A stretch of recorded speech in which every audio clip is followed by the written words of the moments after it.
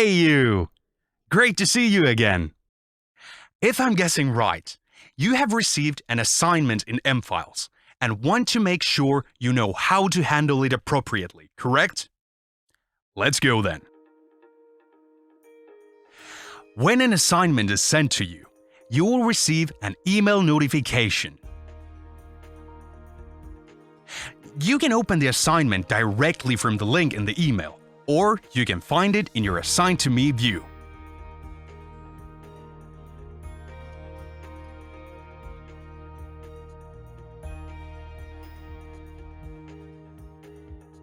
To find out what your task is, just look at the metadata card and you'll see what you need to do. If you are assigned to work on a document, the document can be found through the relationship arrows.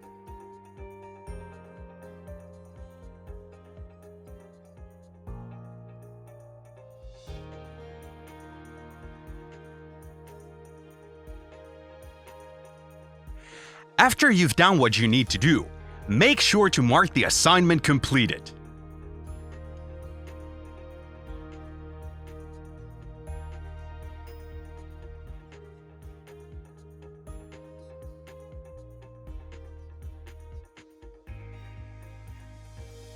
There, the assignment disappears from your Assigned to Me view.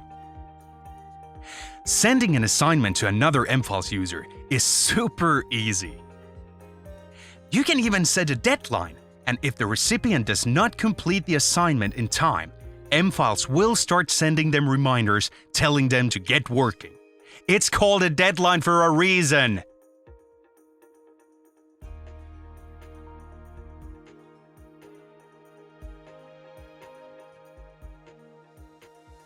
Let's take a look at the assignment we just created. This means that you will receive an email notification when the assignment is marked completed. If you don't want notifications, just remove your name from the metadata card.